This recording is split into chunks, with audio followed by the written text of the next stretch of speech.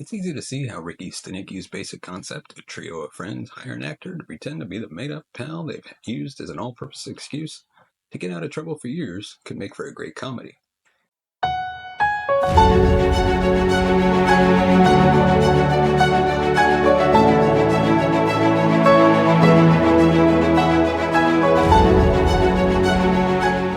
And given the comedic chops previously demonstrated by Zac Efron and John Cena, casting the former as the center of the friend group and the latter as the actor hired to pose as the title character also makes a ton of sense.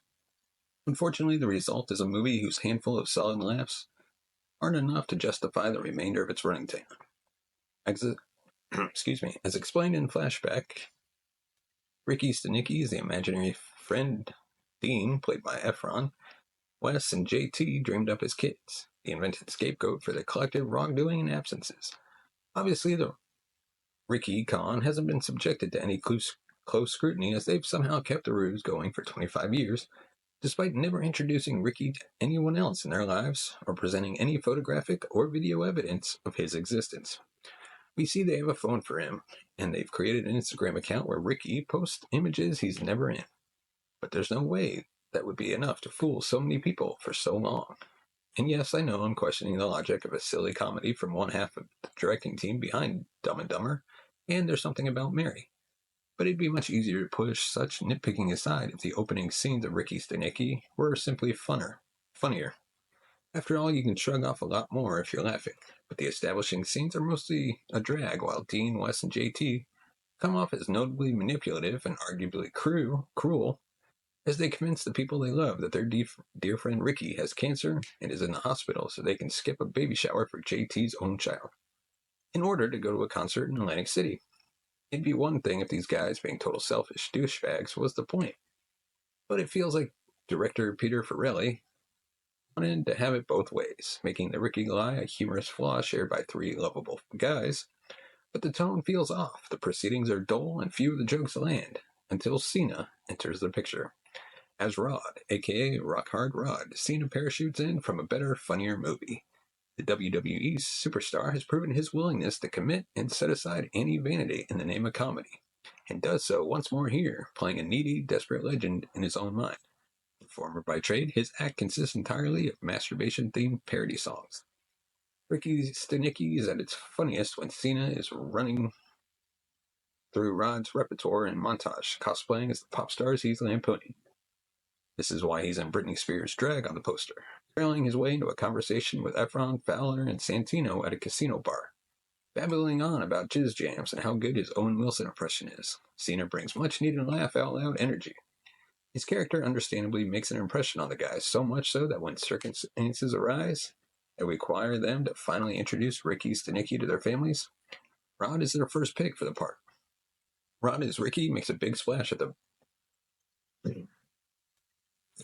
circumcision for JT's newborn son, with Cena bouncing off all of his co-stars, including William H. Macy as Dean, and JT's bemused boss Ted. In a fun touch, Rod is just as committed to his performance as the actor playing him, having meticulously studied up on the Ricky Bible the guys have provided him.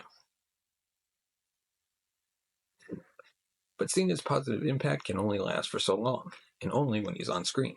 Rod's continued insinuation into the main trio's lives should be the recipe for some good old-fashioned high-tension comedy.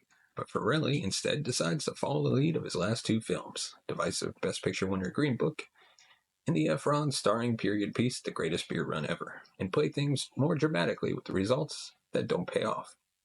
Not to say the Farrelly brother movies were ever devoid of any heft or sentiment. Even Dumber and Dumber took time to humanize its imbecilic protagonists with Jim Carrey's big, sick and tired speech, but the entire third act of Ricky Stanicky veers deep into drama, complete with multiple emotional confrontations and a fairly dark backstory for Dean that feels out of place and lacks weight. It's too much to pack together, and is a shift that would never be done in a far more clever and nuanced manner than Ricky Stanicky is capable of. It's an awkward shift that doesn't earn the pathos it's striving for. Appropriate for a movie named after his adopted alter ego, Rod is really the only character who pops, with Efron, Fowler, and Santino doing their best but still feeling adrift. Efron, so terrific in Iron Claw last year, at least gets in one hilarious line delivery when Dean receives some unexpected news about Ricky from Ted. For the most part, the main characters are a bland bunch, all introduced with one defining shortcoming or obstacle meant to be predictable before the credits roll. The same goes for the supporting players.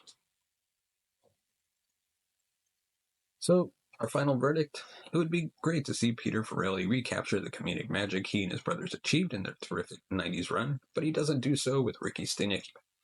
It's focused on too many unengaging characters with a lot of would-be comedic banter that falls flat. While the attempts to blend drama with humor feel out of place, the one bright spot is Ricky Stanicky himself, both the character and the fearless performance from John Cena. Cena is a comedic bright spot providing genuinely big laughs. But even that isn't enough to sustain Ricky Stanicky through its belabored third act. If you've watched Ricky Stanicky, we want to hear your thoughts. Leave your thoughts in the comment section below. Give us your review, your ranking. And of course, give us a thumbs up if you like a video. Hit that subscribe button, the bell notification button to be notified of future videos. And of course, if you want to support the channel, you can buy us a coffee at buymeacoffee.com/cinemagold. Your support helps the channel grow, upgrade our equipment, bring in new hosts, be able to pay them, and hopefully one day take this show on the road. As always, thank you so much for watching and listening. We'll see